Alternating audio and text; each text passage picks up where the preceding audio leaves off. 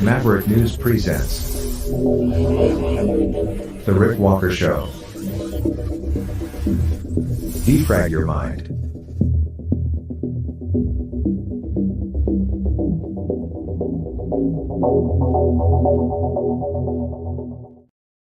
Good evening, everyone. I'm Rick Walker. Welcome back to the Maverick News Channel. A little dark here tonight. Still construction, renovations. They painted this wall behind me black and really haven't been able to set up the lighting properly. So bear with me. Really sorry about all that, but we're on the air and we're still here. Sort of. In fact, what I need to do actually right now is edit where we're broadcasting to because they banned some of our channels tonight. Yeah, 2 of our YouTube channels were taken down. And that sucks. But that's the way YouTube rolls. So we're still on Twitter, Twitch. The main YouTube channel is still up. That's where most of you are tonight. We are still, of course, running on Rumble. All of our Facebook platforms are still up and running. And I think we can add Odyssey never works anymore. I don't know what the deal is with those guys. I can't say I'm a big fan of the platform, and they don't seem to have many people over there. However, we can add one more Facebook feed tonight. So we'll do that right there. Okay. So we're on the air. Things are rocking and rolling. We're here.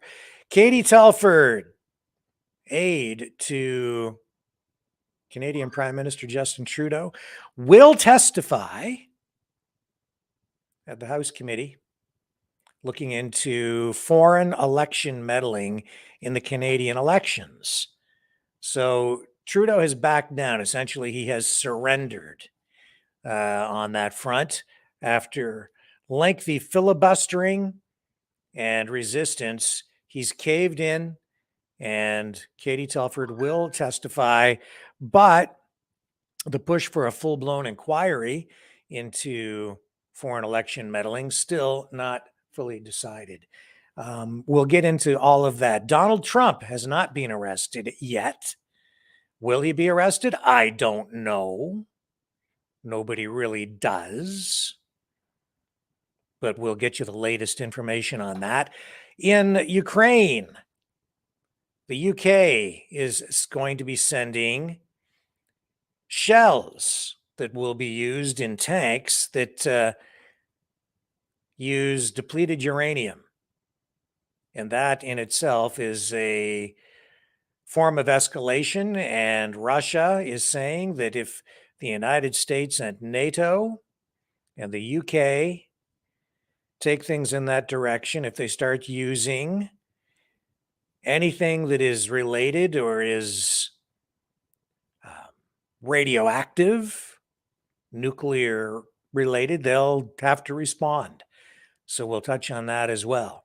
Plus, fear mongering. I want to talk about fear mongering surrounding, well, a lot of different stories, sensationalism in the media business. It really isn't anything new, but I think maybe the level to which it has been taken is new and unprecedented simply because you have so many independent journalists out there now, or citizen journalists, or just streamers. I'm not sure I would call some of these people journalists, but it's clickbait. And we're going to talk about that as well. And I'm going to show you an example of what I think is clickbait and sensationalism. And it's certainly in the vein, in my opinion, of fear mongering. So we have all that. We have a lot of other stories to talk about tonight as well. And I think we will probably have time to go to the phones as well. So let's get things rocking and rolling here on the Maverick News Channel. Thank you, Maverick family, for coming back tonight. As you know, we're still in a little bit of chaos here and disarray, and the construction continues, but we are making progress. We're almost at the end, and I'll be able to focus more very soon on this main task, as well as some of the other stuff I need to do around here. So don't go away. More to come right after this.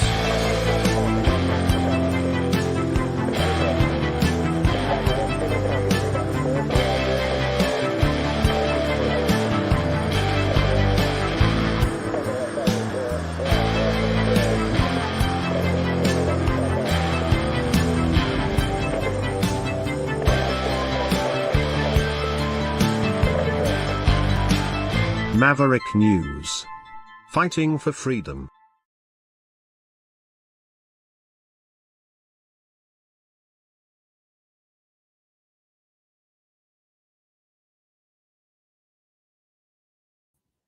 Well, I'm back again, and it looks like some of our content has been deleted out of the queue here as well.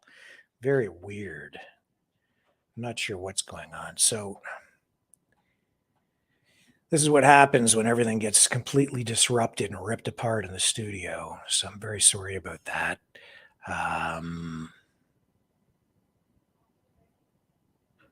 Really weird.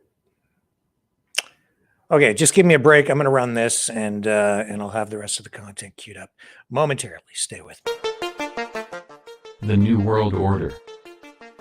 Government overreach. The Great Reset. Mainstream media lies. Now more than ever, independent voices are needed. Donate now at freedomreporters.com. That's freedomreporters.com. Maverick News. The antivirus program for your mind.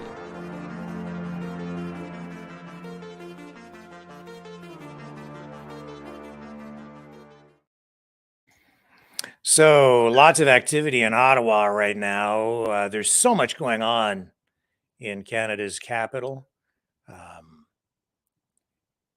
Today, it was decided, or Trudeau caved in, and his top aide, Katie Telford, has agreed to testify. This is a huge flip-flop for the Prime Minister's office. He's been resisting for weeks, and there was to be a vote that could have compelled her testimony. There was supposed to be a vote today, but instead, Trudeau caved in. And he says that foreign interference is not a partisan issue. And of course, he has appointed that special rapporteur to review the situation and decide if there should be a full-blown inquiry. He says that whatever happens, his government will abide by the recommendations of the special rapporteur. It appears really, though, that the appointment of that of the person to that position, it looks more like a delaying tactic and maybe an effort to sidestep an inquiry. The special rapporteur is former Governor General David Johnston. And we have reaction now from the Prime Minister on the in the nation's capital. So let me just bring that up. And here's Justin Trudeau at the end of the day today, commenting on this meeting with reporters. Témoigne en comité, votre parti s'est battu pendant des jours pour bloquer ça. Comment expliquer la volte-face aujourd'hui? La réalité, c'est qu'une fois qu'on a maintenant l'ancien gouverneur général, M. Johnston, qui commence son travail, son mandat a été mis public, les gens savent qu'on est en train de prendre ça au sérieux, on est en train de faire une recherche responsable pour trouver les réponses pour les Canadiens, pour démontrer leur confiance dans la situation. On veut continuer de faire fonctionner le Parlement. On voit très bien que les conservateurs veulent en faire un cirque partisan. Mais nous sommes en train de travailler de façon responsable. English, Et je just suis bear with content me. que Mme It's Telford coming. va Pourquoi avoir changé d'idée? C'est pas une question de changer d'idée, c'est une question que, une fois maintenant que le mandat est sorti, que l'ancien gouverneur général va commencer son travail, les gens vont savoir qu'il y a une façon sérieuse et responsable de trouver toutes les réponses que les gens ont. Parce qu'on sait très bien qu'en comité, les conservateurs l'ont dit de façon très claire, là, ils vont poser des questions à laquelle les gens ne peuvent pas répondre. Mme Telford ne va pas pouvoir répondre à des questions sur des enjeux de sécurité nationale, mais de pouvoir démontrer qu'en même temps, il y a un processus rigoureux et responsable et non partisan dirigé par l'ancien gouverneur général qui va trouver ces réponses-là. Ils peuvent faire ce qu'ils veulent. Why did you give her the green light to testify? One of the things is that this is an extraordinarily serious situation, despite the attempts of the Conservatives to make a partisan circus out of it. We demonstrated today with the appointment of Mr. Johnston, who's a former Governor General, who's going to be doing his work with a clear mandate to dig into all aspects that Canadians are asking questions about. That's where the answers are going to come. We know that at committee, when we heard from ministers, when we heard from the National Security and Intelligence Advisor and top security officials, there are unfortunately many things that can't be said in a public committee. Now, the Conservatives are trying to gin up the toxicity and partisanship by making political theater out of it and by catching Ms. Telford or others in not being able to answer direct questions. Well, those questions will be answered in responsible ways by the process the former Governor General is doing, by the work done at NSICOP, by the work done at NSIRA. There are enough processes in place right now that we're now focused on making Parliament work. So why not? So we forced the government to stop the obstruction in committee and to have This is Jagmeet Singh, Chief of Staff of the leader Prime of the Minister New testify, Democratic Party which of renders Canada. the Conservative motion useless, which is very much on brand for a party that has been pretty useless. They're not interested in getting things done in this parliament for people, making life better for people, and they're not interested in a public inquiry. We actually had a vote on a public inquiry scheduled for the House in this parliament today, and they blocked it. So they're not interested in a public inquiry. And I asked the question of the Conservative leader, what does he have to hide? Why is he blocking the public inquiry? What games is he trying to play? And so we'll continue to hold the government to account and continue to work for Canadians. Donc aujourd'hui, on a forcé le gouvernement d'arrêter l'obstruction dans le comité et de permettre. And so the NDP props up the Liberal government of Canada for our U.S. viewers because Justin Trudeau has a minority government in Parliament. They need the support of the New Democratic Party in order to avoid having be defeated on key pieces of legislation. Une enquête publique, ils ont bloqué ça. Donc, j'ai posé la question pourquoi elle continue de jouer des jeux politiques comme ça au lieu de faire ce qu'il faut pour les gens. Ready for any questions? Did you force the government to have Ms. Telford testify, or did you make a deal with them to have her testify at Prague? I forced the government, and I made it really clear today. They had a choice. They could stop the obstruction in Parliament, in committee, allow the witness to testify, or we would support the motion. So you didn't have any negotiations with them? There was no conversation with Mr. Trudeau or his staff to make it so that it was at Prague instead of ethics? We have conversations regularly, so we always have conversations. But this was clearly you Democrats saying, you can stop the obstruction or we're going to support the vote. Vous pensez que c'est à cause de votre ultimatum que le gouvernement a décidé de procéder de la sorte? Oui. Avez-vous une preuve de ça? Le fait que ce matin, on a dit que si vous n'arrêtez pas de continuer l'obstruction dans le comité, si vous ne permettez pas le chef de cabinet du Premier ministre de témoigner, on va voter en faveur de la motion. So you're fine with not seeing her at ethics. Proc is good enough for you. Well, neither of this is good enough for me because what I really believe fundamentally, this is not a game. And I've seen the Conservatives really try to play a game with this. The Liberals have not answered Canadians' questions. And it's really called out the importance of a public inquiry. And I maintain that position. That's what would satisfy me. More importantly than me, that would satisfy Canadians who are worried. We've got some concerns about what's going on with elections and are already experiencing a lot of apathy when it comes to voting. And the idea of political interference is only going to make that apathy worse. So I genuinely believe the only path forward to really restore confidence is a public inquiry. So I'm not satisfied until that happens. It seems like Mr. Johnston has a fairly broad mandate from the Prime Minister to either call for public inquiry or different kinds of inquiries. Is it public inquiry best for you, or are there other mechanisms that would be suitable for you to get to the bottom? Well, I've said a public inquiry because I don't know of another specific mechanism, but I've said the two elements that I want to see is something that's independent and something that's transparent. So really that's what I want to see happen. And I've been maintaining that a public inquiry is the only mechanism I know that would satisfy that. But those are the two criteria that I want to see met. Something public so people can see what's going on, something that's independent. I looked at you right away, assuming there's a question. Vous avez, en Chambre, vous avez accusé les conservateurs d'avoir bloqué une motion. Comment ils ont fait ça? Juste un peu de détails sur qu'est-ce qui s'est passé dans la mécanique. Oui, donc notre leader en Chambre peut vous donner plus de détails, mais on a planifié une vote aujourd'hui sur le fait que dans le comité, on a forcé une vote sur l'idée d'avoir une enquête publique. Tous les partis d'opposition ont appuyé notre motion, la motion néo-démocrate, d'avoir une enquête publique. Donc, il y a une technique, une façon d'avoir cette vote qui était dans la Chambre, d'amener cette vote dans le comité, d'amener cette vote dans la Chambre. C'était planifié aujourd'hui, mais on a avisé les conservateurs qu'on va faire ça. Les conservateurs savaient qu'on va avoir une vote sur l'enquête publique, ce qu'on a fait dans le comité. Ils ont ajouté une autre motion qui a effectivement bloqué notre motion. En savant, on a avisé qu'on va faire ça, ils n'ont rien dit. Et puis, à la dernier moment, ils ont ajouté une nouvelle motion qui a effectivement bloqué notre motion. On a avisé les conservateurs en avance. Ils n'ont rien dit comme négatif, ils ont accepté ça. Et puis, à la dernier moment, ils ont ajouté une nouvelle motion.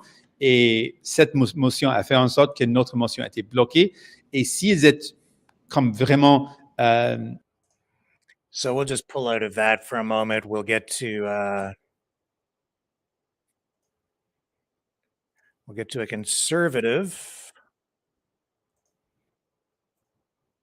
Public independent inquiry is the path. But there's some questions that Canadians need answered, and there's some people that should be coming before committee, and we made that happen. But for an exhaustive list, that should happen in a public independent inquiry, not in committee. So how do you, I guess, explain the fact that it looks like the NDP are giving cover for the Liberals? Well, that's false. That's a conservative narrative.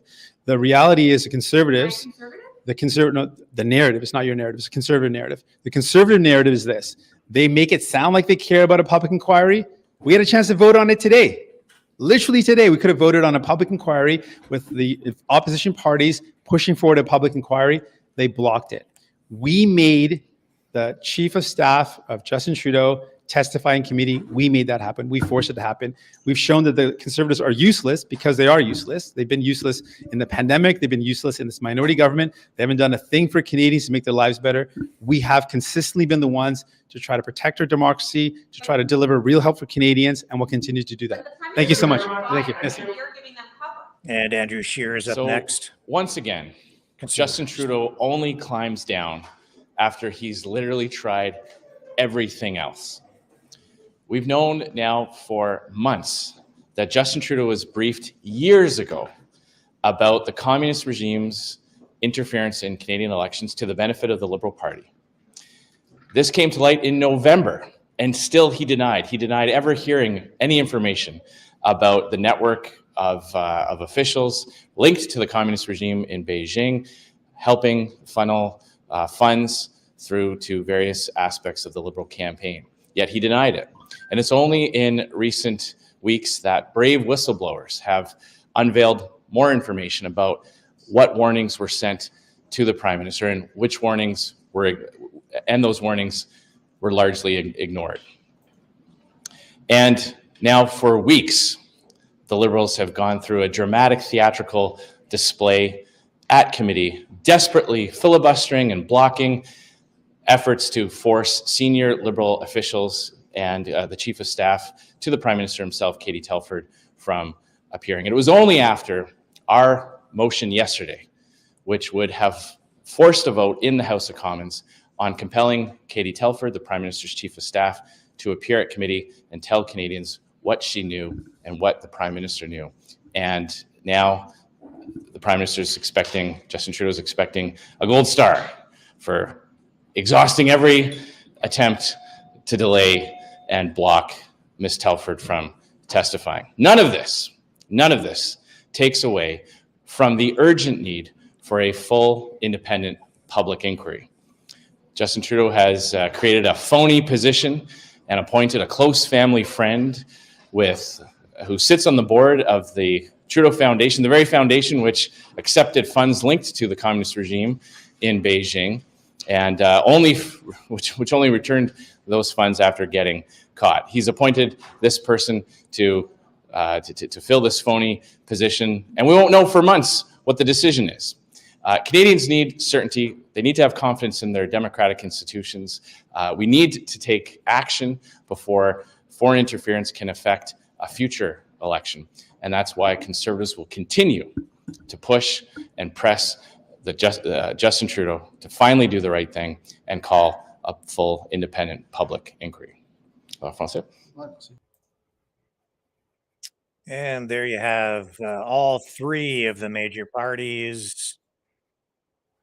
And the Bloc, of course, also going to have an opinion on that, but we're going to pull out of this. That's enough for this story for this evening. A lot going on in Ottawa, and there'll be a lot coming up next week. So I don't think that Telford will appear until next month sometime. She won't appear until after Joe Biden's visit to Canada.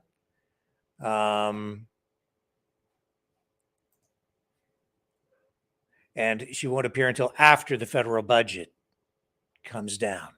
This could have been potentially a vote of confidence. And if the vote had not gone in favor of the Trudeau Liberals, the government could have fallen, could have triggered an election.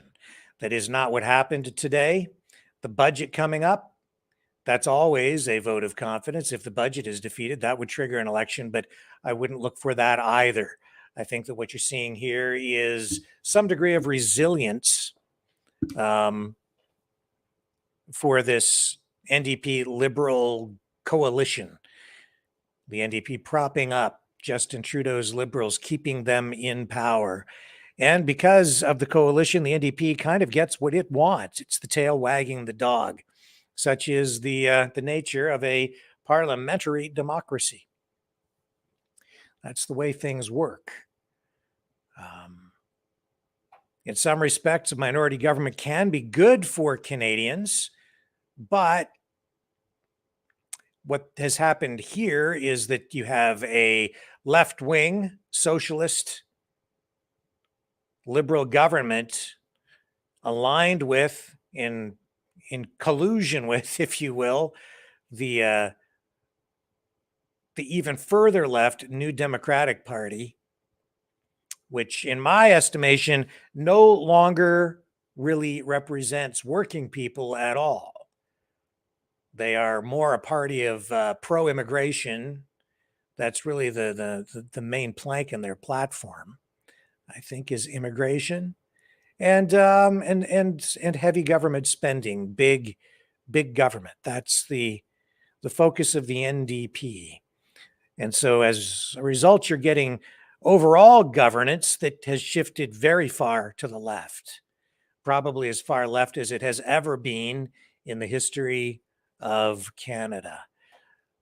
Now, don't go away. When we come back, we're going to talk about the economy, and we're going to talk about Donald Trump. Lots to talk about on both fronts. Don't go away. Hello, world. Are you awake?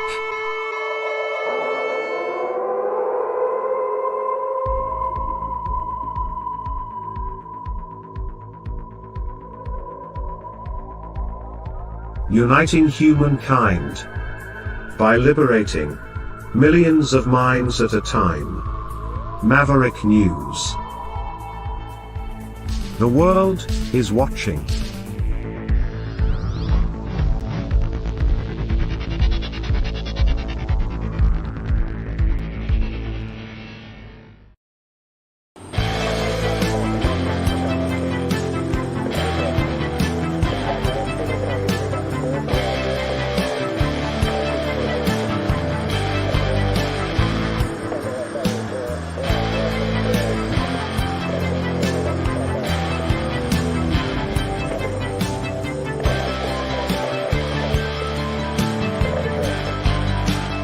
Maverick News. Fighting for freedom. So far, Donald Trump has not been arrested and he has not given himself up, which is what he said would happen today, but it hasn't. We do know, though, that in New York, police are on high alert. In fact, police across the country are on high alert tonight. The district attorney's office is also, I guess, on high alert. Everybody's on high alert. And the word is that Trump is meeting with some of his top legal advisors, his lawyers at Mar-a-Lago in Florida this evening, looking at his options as a possible indictment hangs over his head. Let's start with a mainstream media take on this, shall we? Let's take a look at what CBS is saying this evening. Again, across the country as the grand jury mulls its decision on whether or not to indict former President Trump. Well, should the grand jury choose to move forward with an indictment, it will be the first time in U.S. history a former president is charged with a crime. Trump is at his Florida home as he waits for the grand jury's decision. The panel is not believed to be meeting today, so it's unlikely that the president will be arrested this afternoon, as he predicted on social media over the weekend. CBS News investigative reporter Graham Cates is outside the Manhattan District Attorney's office. Graham, if you don't mind just laying out the groundwork for us. I mean, there's been a lot of concerns about security after prompts or President Trump communicating with his followers and his base and concerns over protests. What are you seeing? How are officials preparing? So there's a huge security apparatus here, but in terms of protesters, there's maybe a dozen or two protesters in support of Trump, maybe a few more against Trump. There's a large crowd of people who are kind of, it looks like, drawn to the spectacle, but it's really not that big of a show of protest just yet. That said, you can tell the signs are all around that the police have prepared for very large crowds.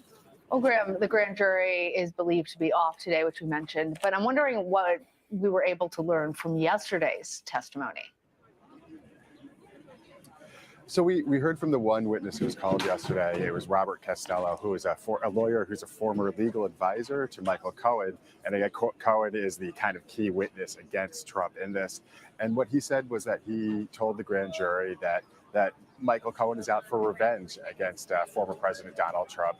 And of course, then we heard from Michael Cohen, who said that Costello doesn't have all the facts, that his allegations against Trump and that the DA's allegations potentially against Trump are supported by documents. And Graham, I mean, are there any hints as to where the grand jury stands on indicting the former president? This, of course, following what you were just talking about, what you could gather from yesterday's hearing. Maybe not the grand jury itself, which again is composed of 23 just regular New Yorkers, but the fact that it's gotten to this point where they've invited former President Trump to come before the grand jury, and that they've had a witness who was requested by President Trump's lawyers. That's evidence that at the very least the prosecutor himself is thinking of asking the grand jury for this indictment. Yeah. Well, Graham Cates, thank you for joining us. Thanks for the coverage. I know you've got a busy day ahead. Thank you. And that's really where things were left tonight. Here we go. Here's some analysis. Rebecca Royfee. Rebecca, this is your former office. You understand this as well as anyone. So tell us, how is the DA's office navigating the situation as this grand jury deliberates an indictment? This is the Manhattan District Attorney's Office. They are used to extremely high-profile cases with a lot of media attention. So this is different, I would say, in degree, not in kind. As you said, it's a historic moment if the grand jury returns an indictment against a former president, but it is not new in certain ways for the Manhattan DA's office. And what they do is they keep their heads down. They do what they always do and treat this like any other case and try their best to shut out the noise from all of the preparations for protests, the security, and of course, all of the media attention that's going on right now. Rebecca, I'm curious, given your experience, about what's in your mind in terms of this case, of exactly how it's playing out, of how to kick it up from a misdemeanor to a felony, and what would happen if former President Trump is not indicted, because there's just so much political energy around it. Well, absolutely. So first of all, this statute that is reported to be the statute, of course, we don't fully know, but is reported to be the statute that the prosecutors are considering charging the former president with, falsification of business records, is one that is used quite frequently in enforcing the white-collar crime laws in New York. And so it's not unheard of. It is done quite frequently. I wouldn't say routinely, but it is used, quite frequently in cases like this. And so in some ways, I don't think it's such a stretch for the Manhattan DA's office to have charged this crime. The question, of course, as you say, is in order to kick it up to a felony, they have to prove that the intent was not just to defraud when he put these payments down as legal fees when they were in fact not, but rather also to commit some other crime or conceal some other crime. And in this case, probably election fraud is the most likely crime that would be charged as that crime that the former president was seeking to commit by altering these records. And so, what would happen if the grand jury didn't indict? First of all, I think it's important to remember that the grand jury is not an adversary proceeding. The prosecutor is the advisor to the grand jury. And that makes it such that it is likely that if the prosecutor chooses to bring charges, to present charges to the grand jury, it will in fact indict. And second of all, the standard of proof is not the same at trial. So you do not have to prove these charges beyond a reasonable doubt to get that indictment. And because it's a much lower burden, it is also likely that they will come forward. And now that doesn't mean that this is a case that the prosecutor will ultimately win. But at this stage, I think there is there's less of a possibility that that indictment won't come down if the prosecutor is in fact committed to bringing those charges. Yeah, the old saying that you can indict a ham sandwich, that anyone can be indicted, and then very often that leads to those charges actually being filed. And we should mention that the former president claims that he is innocent, but he also believes that he is going to be indicted and arrested, or so he says on social media. So if that's the case, Rebecca, what happens next? So likely what would happen is that, you wouldn't see a storm of police officers at his home in Mar-a-Lago. That's not the way this would work. In fact, it would be worked out with his lawyers that he would come and surrender, in which case he would come for his arraignment and be booked separately without having a sort of official arrest. But Rebecca, that's how, I'm sorry to interject, but that's how it normally works in the system. But President Trump doesn't do things the way the system normally works. And he said that he expects to be arrested. Is there a reason why if he chooses not to self-surrender, does that change anything about how the case proceeds? It could. He could delay things and he could put up some sort of a fight. Ultimately, he would have to answer to these charges. But yes, I suppose if he wanted to turn this into a drama, he could do so. I somewhat expect that this particular part of it, he won't, just because I'm not sure that the spectacle would play out in a way that would be a public relations win for the former president. But perhaps he wants to display the law enforcement as somehow acting unreasonably. But if they give him every chance to come in and surrender and do this in a peaceful and safe way, then it seems hard to imagine that this would actually play out in his favor politically, even. But maybe. Well, that's enough speculation for a day. We'll see what happens. All right, Rebecca Roithe, thank you. Thank you so much. So things really did not play out today quite the way that we expected. And certainly not the way Donald Trump himself predicted they would play out today. So tonight, the former president still in Mar-a-Lago with trusted advisors, not arrested, hasn't given himself up. We'll see what happens. Justin Trudeau says that the review, I guess, or all the controversies surrounding election interference involving the Chinese government, the Communist Party of China, has turned into a circus. But this is a media circus. No question about it. Tonight, Donald Trump saying that in social media posts, he just a few hours ago posted, remember Michael Cohen, his former lawyer, was a lawyer who also represented clients other than me and who did business transactions for himself, like taxi cab medallions, etc. I had nothing to do with his outside businesses. On 3 separate occasions, Cohen asked me to grant him a presidential pardon on events having to do with these outside interests. I said correctly, no. Sometime after that, he became a fake storyteller and began to lie about events.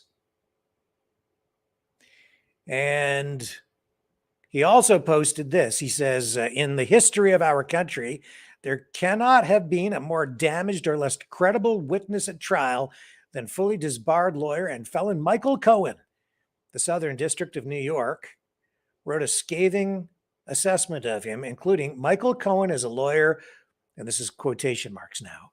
Michael Cohen is a lawyer who, rather than setting an example of respect for the law, instead chose to break the law repeatedly over many years and in a variety of ways. Each of his crimes involved deception, and deception and lying is what he is doing here, says Donald Trump.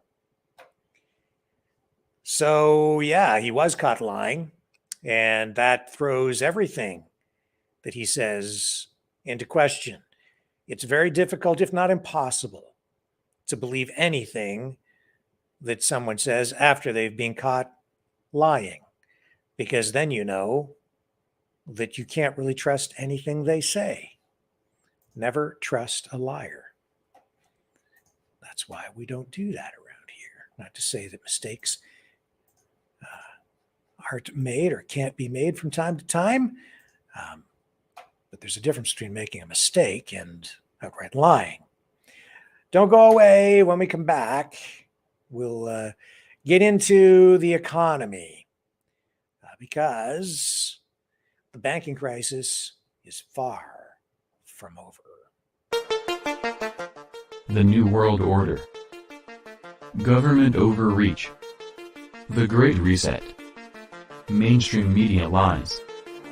Now more than ever, independent voices are needed. Donate now at freedomreporters.com. That's freedomreporters.com. Maverick News. The antivirus program for your mind.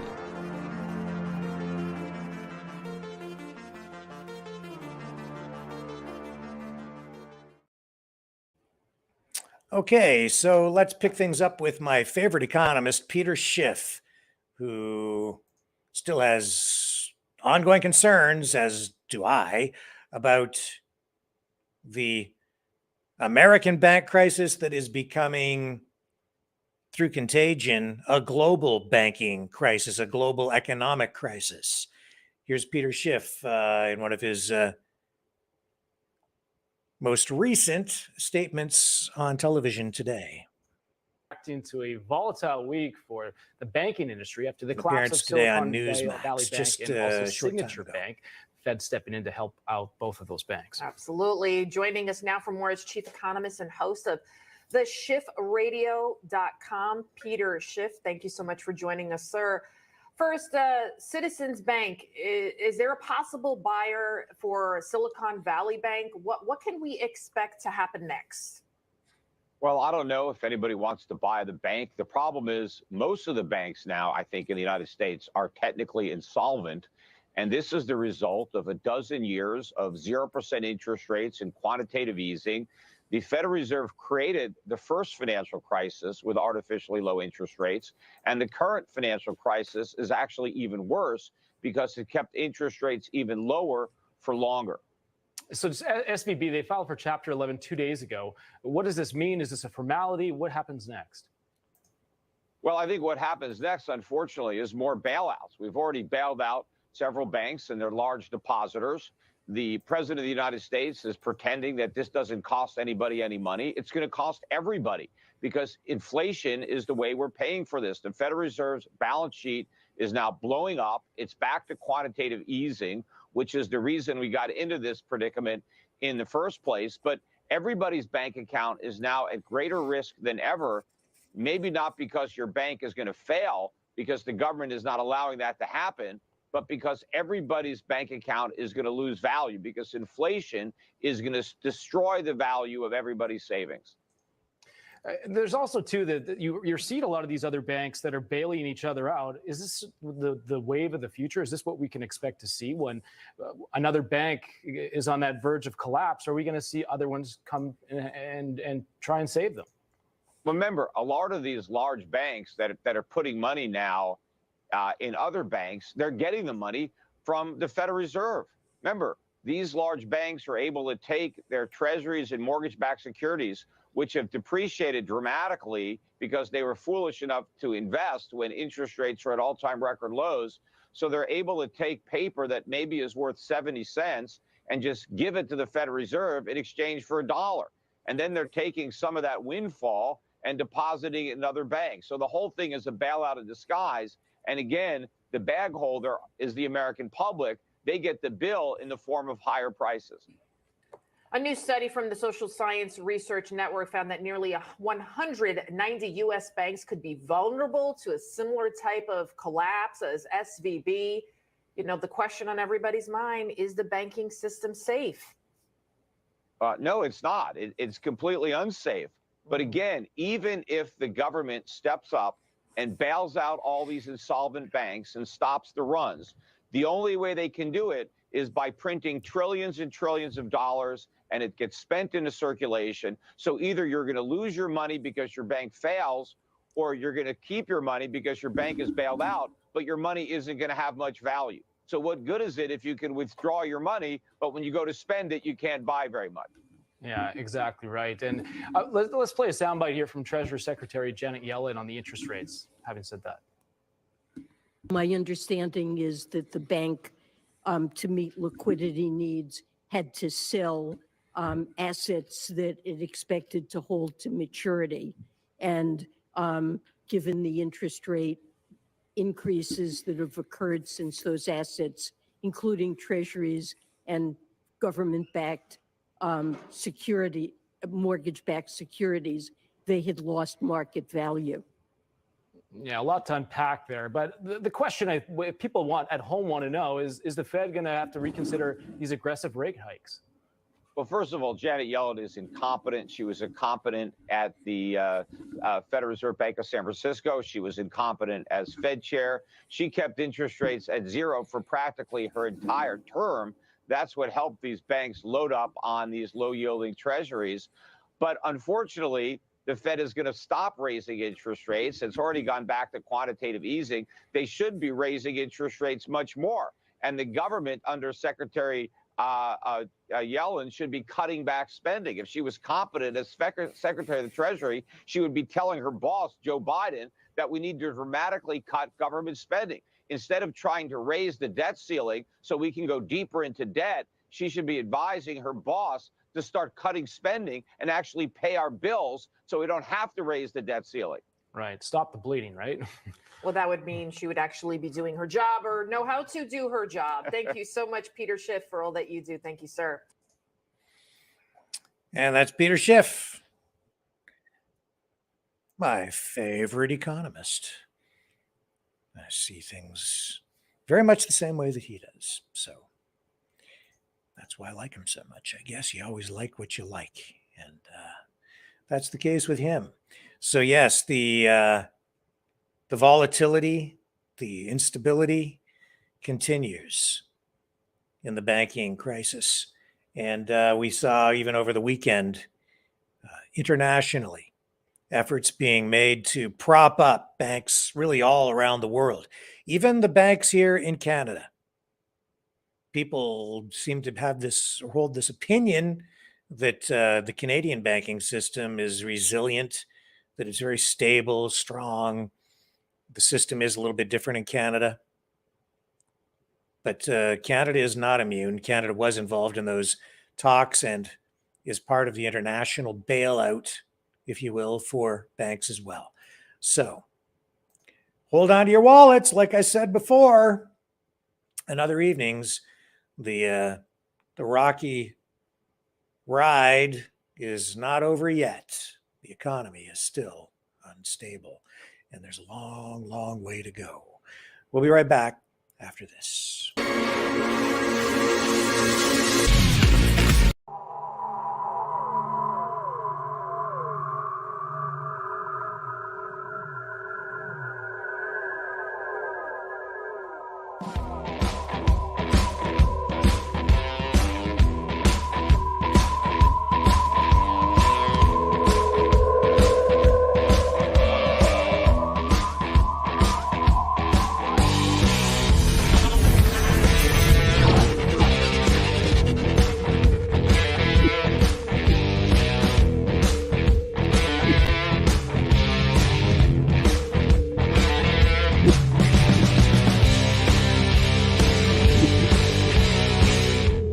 Maverick News. The world is watching.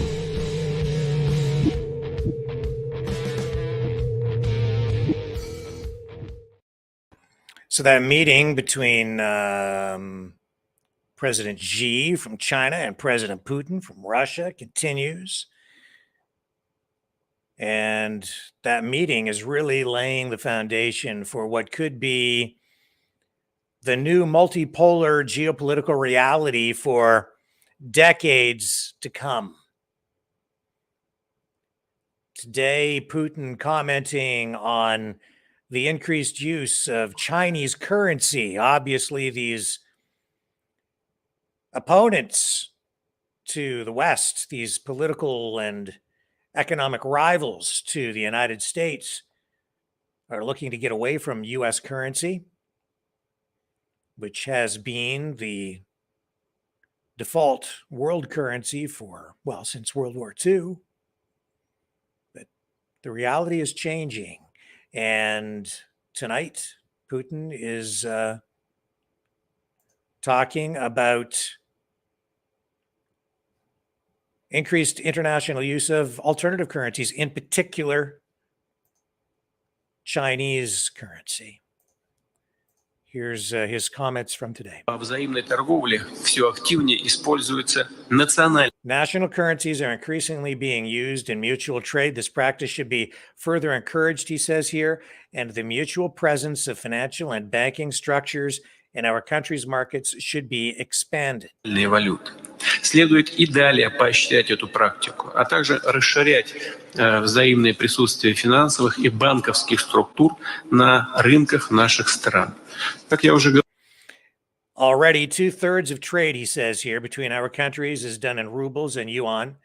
We are in favor of using the Chinese yuan for settlements between Russia and the countries of Asia, Africa, and Latin America. Говорил, уже 2/3 товарооборота между нашими странами осуществляются в рублях и юанях.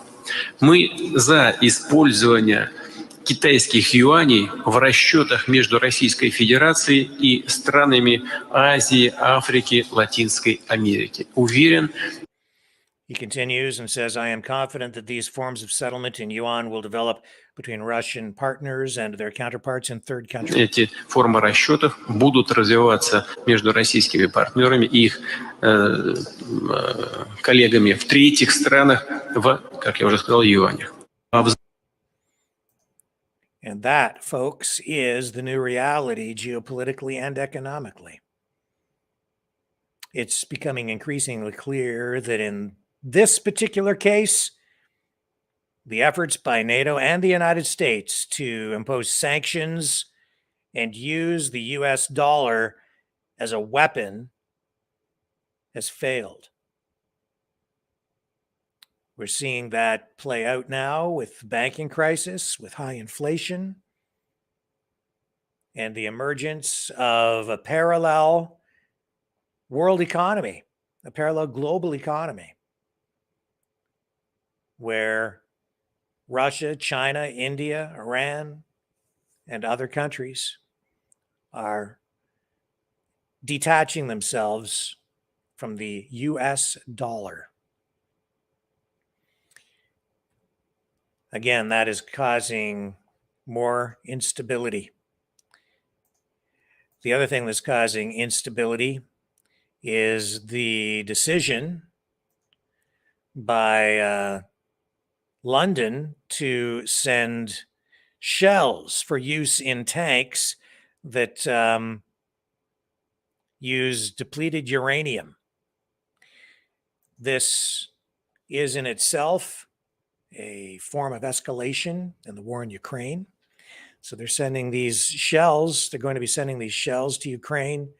And Russia also has has shells that use depleted uranium. They were first used extensively by the United States in Iraq. And today, because of the use of those weapons, the people of Iraq are suffering. There are increased cancer rates. It has caused sterility in a lot of women, and it has caused a lot of birth defects. This is really insane. But that's the nature of warfare, modern warfare today. The Russians have the same technology, and the reason they use this is because depleted uranium is much denser than tungsten steel. And it is better able to pierce the armor in tanks and other armored vehicles. But of course, it's a health hazard. It's not dangerous in itself, but the dust from it, and when it melts, when it's disrupted, and it gets airborne, or if it gets into your skin, if there's shrapnel from it, and it penetrates your skin, it can cause long-term severe health problems, kidney problems, cancer, all kinds of different issues. If you ingest any of the particles from it, if they become airborne, it becomes a very serious health issue for people. A sheet of it in stable form is supposed to be safe, but as soon as you blow it up or cut through it and it creates particles, it becomes a health hazard because it's depleted uranium. It's radioactive.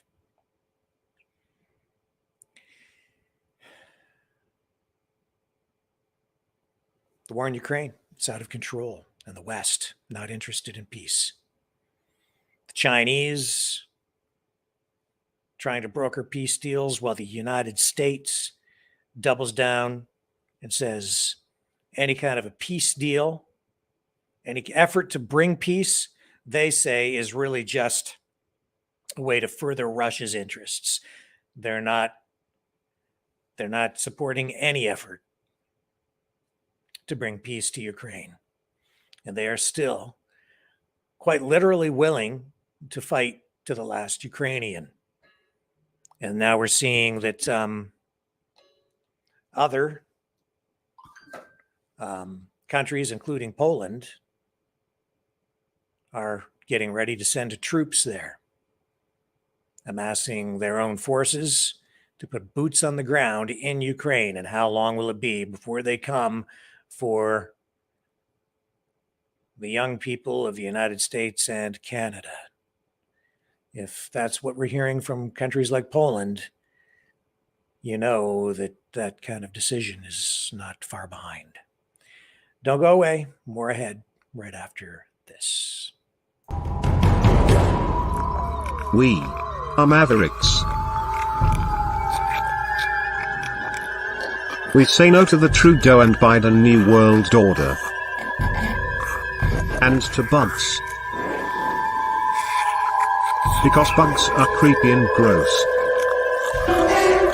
And people should not eat bugs. Maverick News. The world is watching. Hey, no! It's too much!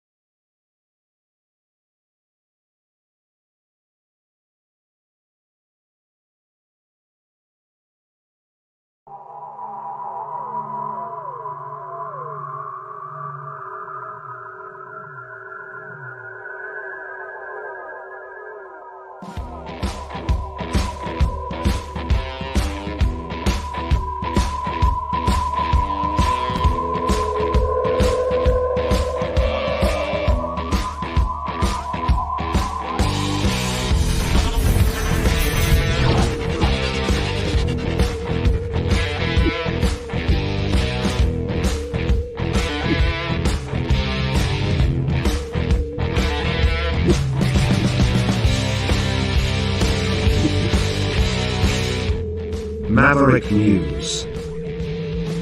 The world is watching.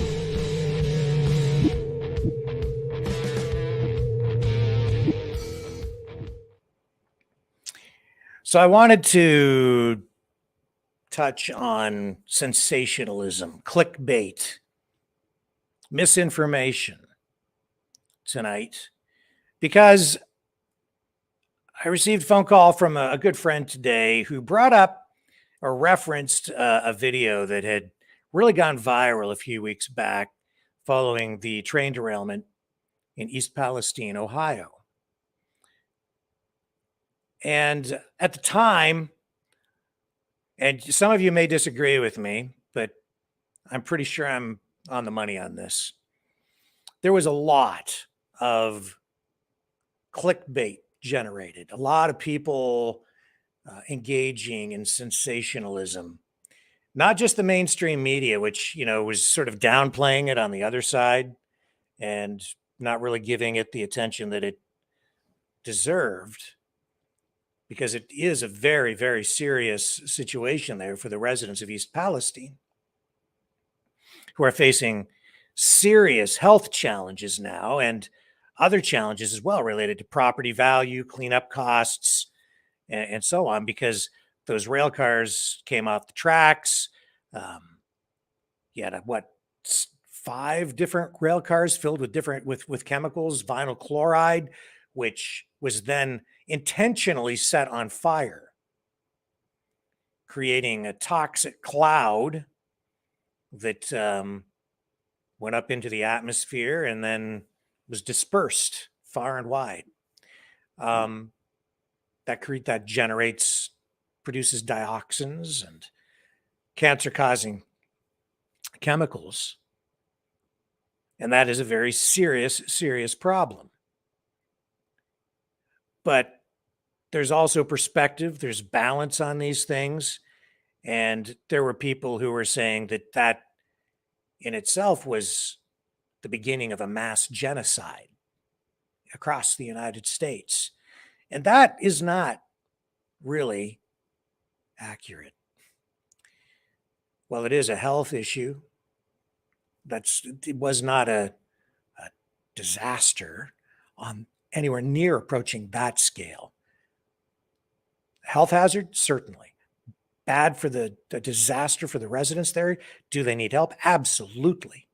But mass genocide nationwide? No. In addition to that, there were a lot of other videos that were produced by people.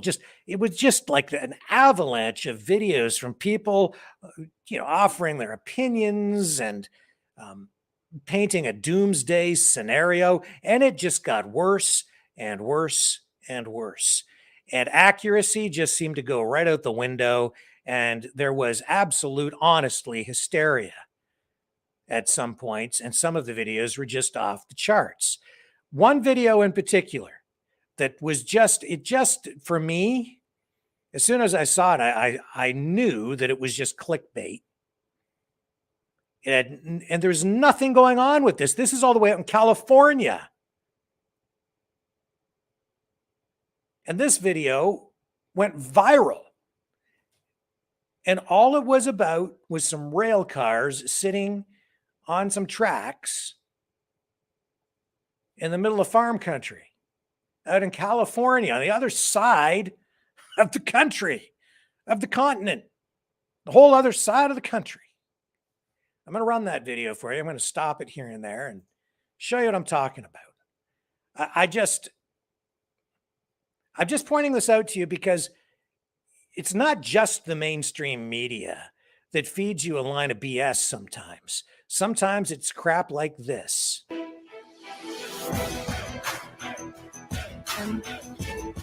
Hey everybody, this is Dahl Arnson with the Alaska Patriot Network.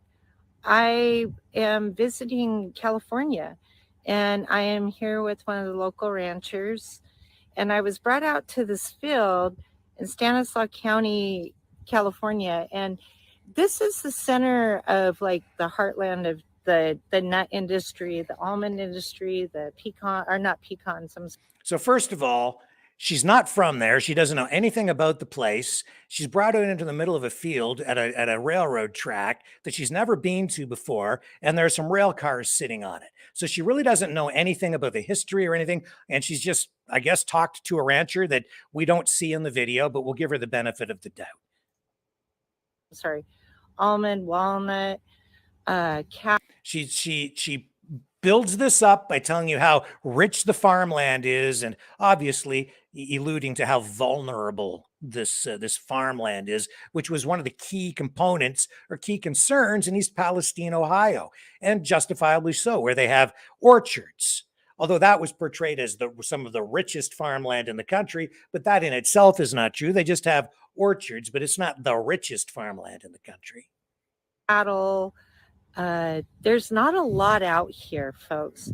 And yesterday we were at a gathering and we were alerted by another rancher. There's not a lot out there. She's like, there's not much out here. Yeah, but there is a railroad track. And you know what runs down the railroad track? Trains. That the railroad company, some company, that nobody knows which company this. Well, you don't know. Somebody knows. The railroad company knows. The people who work on the rail line know. You don't know. Maybe the rancher doesn't know. Why would the rancher know? I used to live in a house with a railroad track that ran right behind my house, and I didn't know at any given time what trains were running down the track. There were certain times of day when the trains went down, but I didn't know who was transporting what at any given time. Why would I? How would I? How would she? Nobody knows, but it's a mystery, you see. Has brought in hundreds of these railroad cars, and you can just see the line of them here. Let me see it, make sure I'm getting it in the shot. Sorry, getting this in the shot. Now, on the cars, they say odorless liquid petroleum gas. Now, they are loaded. They're riding low on their axles. They're double and triple deep on this switchback. And this is important because these ranchers, this is unprecedented in this area. None of them, they're like, what the hell is this? Why are they bringing this into the, heart of nowhere? I mean, unless you own. Because there's a railroad track there, and they've got some rail cars on the railroad track. And they're sitting there doing nothing. And you don't know anything about it. And just because you don't know anything about it doesn't mean it's a conspiracy. Land here, or you're in the know-how, you don't know that this is here right now. And like I said, yeah, so if you're not there and you don't see it, you don't know, but that doesn't make it a conspiracy. She's like, and so if you're not here and you're not seeing this, you don't know this is going on. Of course I don't know it's going on because I'm not there. She's just stating the obvious, making it seem like it's something sinister. This is just the end of this line. I'll make sure I'm getting these cars in here. And it goes on for miles. There's hundreds of these cars filled with an unknown liquid in the middle. Now, what's significant? Unknown liquid, unknown to you. If you go look at those cars, they have to have placards on them stating exactly what the chemicals are that are inside those containers. That's the law. And if there aren't any placards, somebody's going to jail. This woman doesn't know what's in them. Maybe the rancher doesn't even know what's in them because they haven't looked or they don't know what those placards mean, but somebody knows what's in them. It's not like, this is ridiculous. About this is just over, a few miles over is the main water pipeline that goes into San Francisco. There's a water pipeline in the vicinity. So that adds to the conspiracy. So now you've got a railroad track that's been there for years and years and years and years and years. And now you've got a train on it. Oh my God. There's a train on the train track. And way over there, there's a water pipeline. Obviously, it's a conspiracy. Obviously, somebody's up to something. This also abuts two important in agricultural rivers that feed this agricultural valley. So we don't quite know what's going on. Exactly. You don't know what's going on. And you haven't taken any time to call anyone. You haven't asked anyone any questions. All you've done is talk to some rancher who doesn't know anything either. You've walked out into a field to look at a train that's sitting on a train track.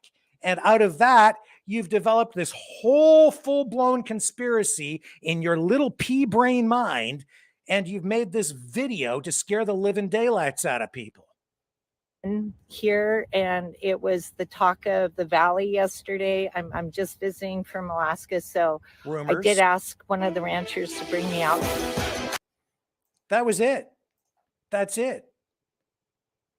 This stuff drives me crazy. That went out on Facebook and Twitter, and so other social media, and people latched onto that and decided that this was like some huge thing. And then people kept saying to me things like, yeah, but what if somebody sets it on fire? What if somebody blows it up? Well, did anybody blow it up? Did it catch fire? No. None of that happened. All that happened was the train company put a train on the track and pushed it out on the train track. And then for whatever reason, I don't know why, you don't know why, she doesn't know why, the ranchers don't know why, the train sat there for a while. And this was at least 2 weeks ago. And people are still talking about this. A train was on a track in the middle of a field. And all somebody had to do was take their phone out and talk about it like it was some evil conspiracy to depopulate the planet. And people have latched onto it, and they're still talking. I'm still getting phone calls about it. Did you see the video about the train in the middle of the field in California?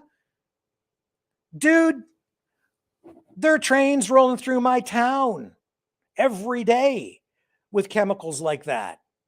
And others. There's a chemical plant. There are chemical factories 1 hour from here in the city of Sarnia.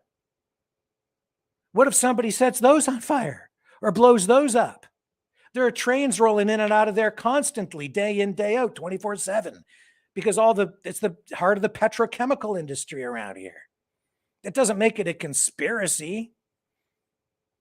People do need to wake up. There are problems out there, but you can't let people like this scare the pants off you just by taking a picture of a train sitting on a railroad track.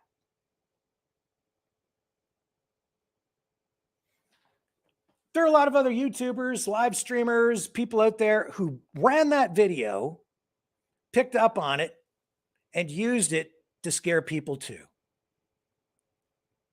I could do the same thing here. I'm not going to. I didn't run it before because I saw it for what it was. It was just a big nothing burger.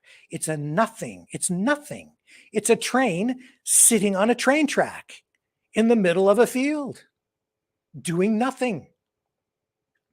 It's a video produced by someone who doesn't know why the train is there, doesn't know what's in the train, in those rail cars. They don't know. They don't know what's in those containers. They didn't take the time to look. They don't understand what the placards mean.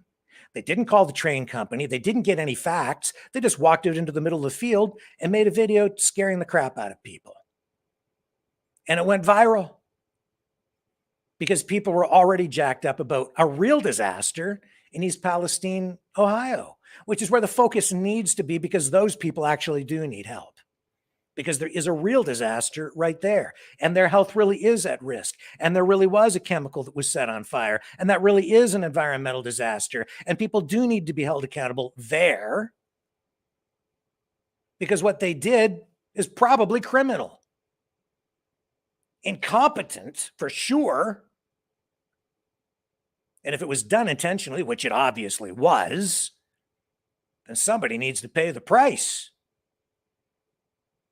Because the people who live there and in the surrounding area will be paying for it for a very long time with their health. And some will pay the ultimate price, because some people are going to die, because they're going to get sick, they're going to get cancer, they're going to get other diseases, and they're going to die early.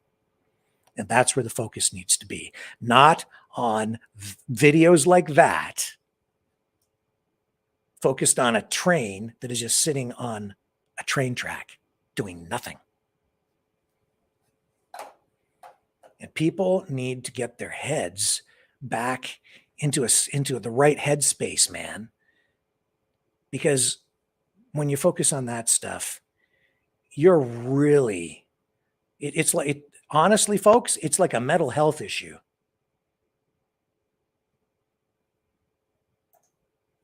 I'm not even looking at the comments, but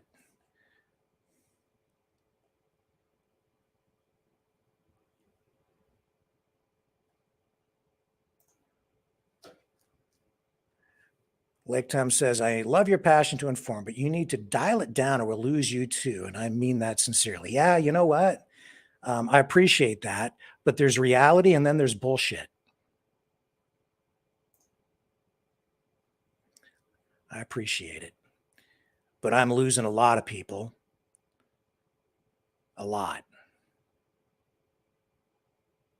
And that's why I'm pointing this out. You're not losing me. I'm losing you guys.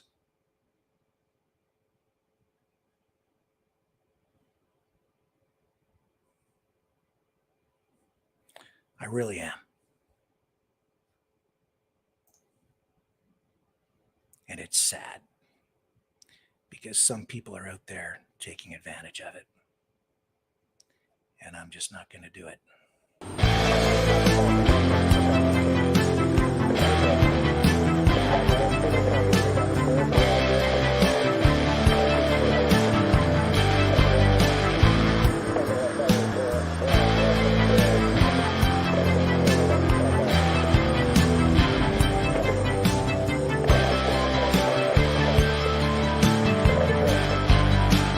Maverick News. Fighting for freedom. So Lori sent me a really awesome video, which takes me back. And I think it'll take you back too. Let me cue this up. I'm going to run another quick promo here, and this one will make you smile. We are Mavericks. We say no to the Trudeau and Biden New World Order. And to bugs. because bugs are creepy and gross. And people should not eat bugs. Maverick News. The world is watching.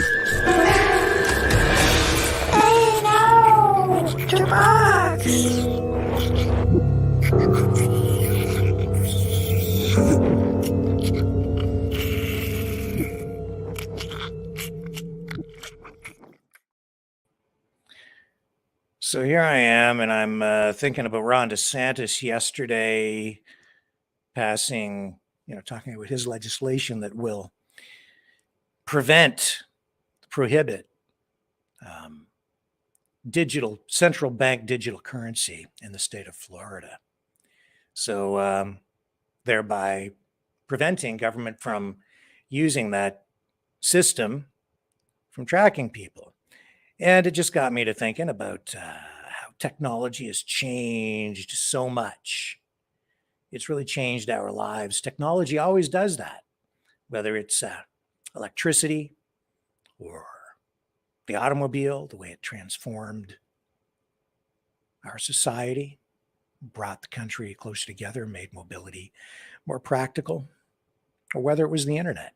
Well, this is what life was like before the internet, and I thank Lori for sending this along.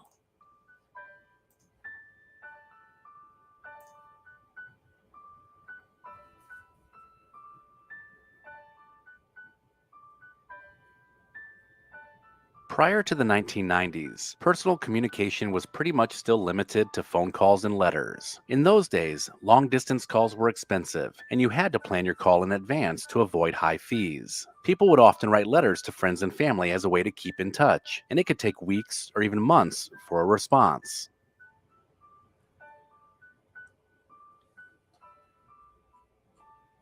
If you needed to find out information or learn something new, the only place to go was a library, a bookstore, or your outdated set of encyclopedias. There was no Google, no Wikipedia, and no instant access to information. You had to physically go somewhere, look through books, and hope they had the information you needed. Researching before the internet was a time-consuming task, as books were organized by subject and author, and you had to flip through pages upon pages to find what you needed.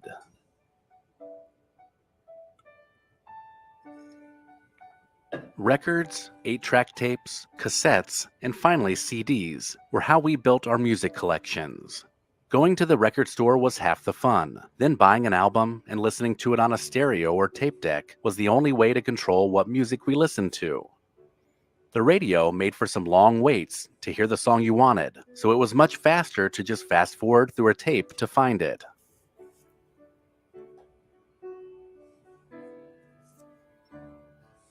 TV, movies, and video games were not instantly at our fingertips either. There were no streaming services, no online gaming, and certainly no YouTube.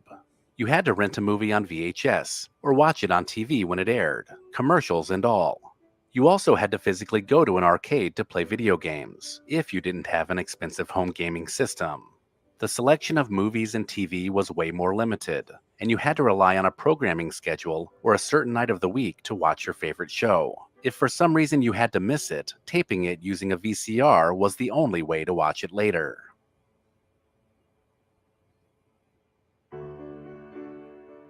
Remember when you had to shop at a brick-and-mortar store? There was no Amazon, no online shopping, no home delivery, with the exception of pizza. You had to go to a store, physically look at a product, and pick it up off the shelf. If a store didn't have what you were looking for, you could go to another store or wait until it was restocked. Shopping was a time-consuming task, which required the consumer to manually compare prices and products. Before the internet, making travel plans was much different. You had to rely on physical maps and printed travel guides to plan your trip. You couldn't just type in your destination and get directions. You had to physically mark your route and plan for stops along the way. Booking a trip was also a hassle, as you had to call travel agencies to make arrangements. And if you wanted to know what a location was like, you had to rely on pictures in travel brochures or word of mouth from friends and family.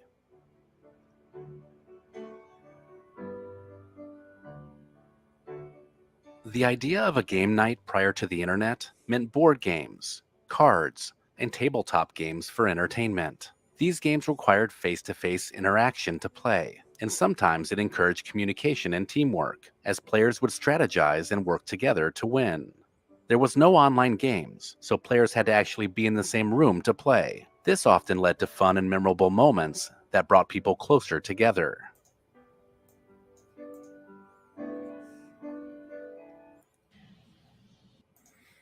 One moment. Watching movies, especially new releases, meant heading to the movie theater. The cinema experience was so special, with the sound and picture quality being the best you could get, and the smell of movie theater popcorn made these trips a blast for sure. It was magical to sit together in a dark room and be transported to another world, if only for a couple of hours.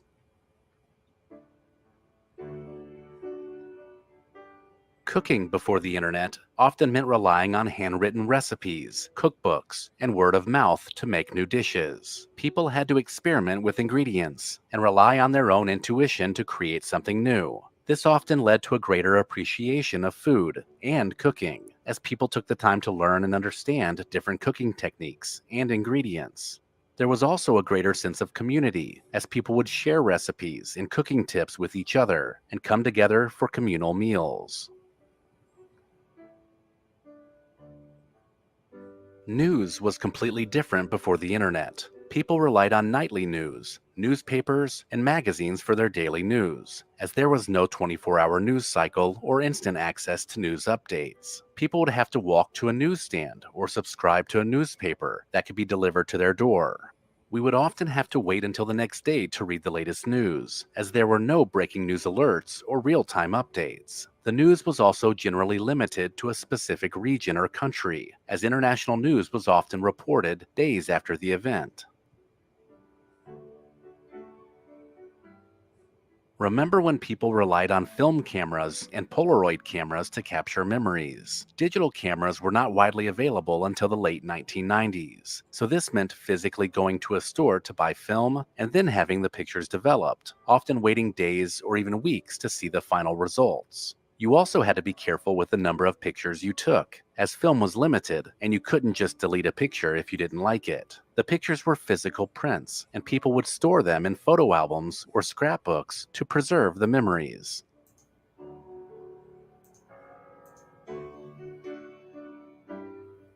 The ways in which we communicate clearly have been drastically altered. Handwriting letters or speaking to someone face-to-face has been replaced by texting.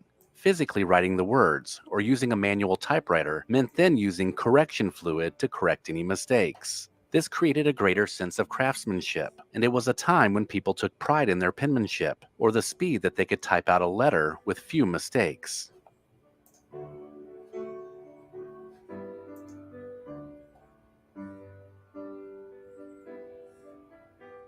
Despite the limitations, life before the internet was full of fun and adventure. People made the most of what they had, and they cherished their personal connections, especially face-to-face interactions. Knowing your neighbors and actually answering the door when someone knocked was the way things were done back then. I hope this journey back reminded you of the simple things in life. And how technology has altered our lives forever. Another video that will make you smile when we come back.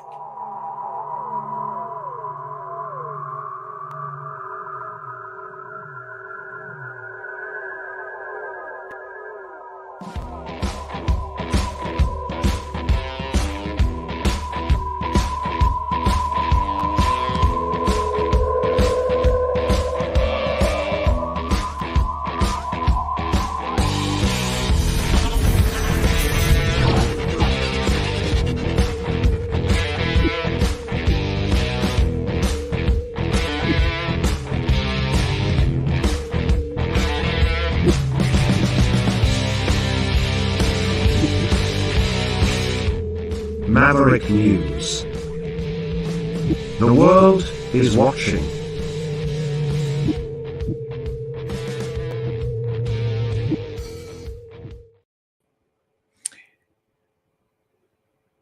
So YouTube banned both of the Maverick backup channels.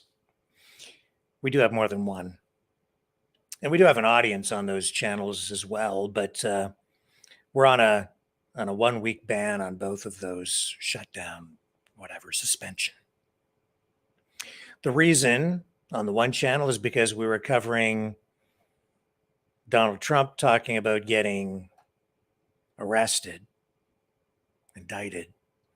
And on the other channel, it's because we were covering the National Citizens Inquiry into the government's response to the pandemic. Not a huge surprise, but as a result, all of that content has come down on all of the channels, including the main channel where most of you are watching tonight. Frustrating, but I'm not going to let it stop us. I don't know if we'll be on the air tomorrow on YouTube because they're going through, obviously, all of our old stuff too. And if they find anything they don't like, they'll probably ban the main channel by tomorrow. So if you are inclined, go over and subscribe on Rumble. We'll try to keep broadcasting over there.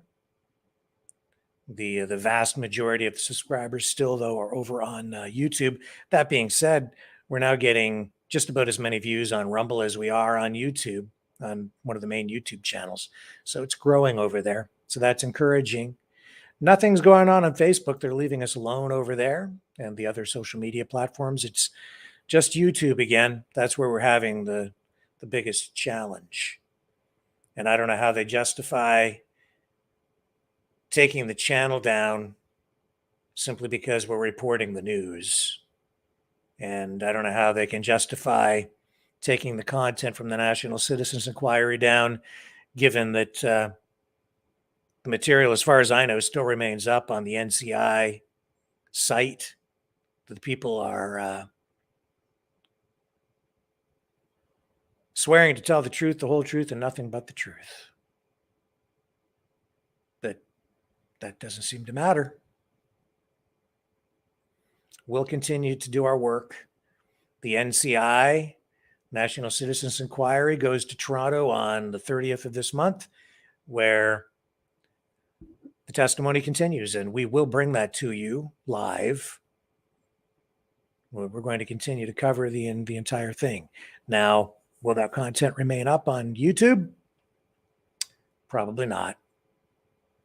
If they've censored it this time, they'll continue to censor it, and that could result in the channel being banned, but we're going to bring it to you anyway because it's important. Probably the most important story going on in the country right now, because that's not sensationalism, that's not clickbait, that is truth. And we will bring you that. I'll do that every single time. Truth. Sometimes we have to talk in code around here to bring it to you. But something as important as the inquiry, we'll bring that to you. We'll find a way. And the other thing I'm going to do tonight is make you smile, because happiness is a choice. And last night we brought you a video from Rodney Douglas Norman, and I'd never heard of him before, but I'll tell you, I love this guy. I absolutely love this guy. And we need more people like him in the world, and we need more people like him streaming online. Here he is with his message, reminding us all that happiness is a choice.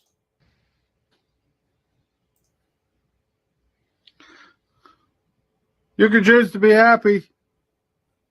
In fact, every time you're happy, it's because you chose to be happy. And it might have been external circumstances that created the emotion for you to decide to be happy, but you still decided to be happy at that moment. And then you can just decide to be happy all the other times, even when it's stuff's going on that you're not so happy about. So you can still be happy, even though there's difficult things going on, but you just be happy, and you be the other thing as well, whatever the other thing is.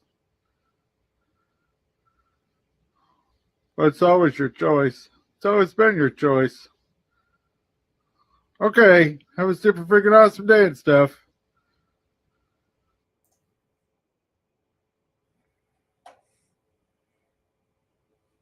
Simple as that. It really is just as simple as that.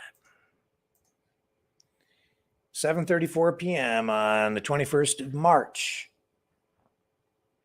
2023. I'm going to sign off early tonight because this place is still in disarray, and there's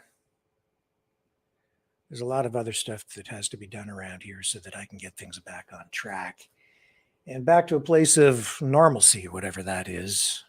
In this day and age. Sure do miss those before times, though. And thank you, Lori, for sending that video along. That made me smile, and so did Mr. Norman. And I hope you guys all keep smiling tonight, too. I'll be back tomorrow, 6 p.m. Eastern Standard Time. I hope you all come back and join me again. As always, it's a privilege. Catch you on the flip side.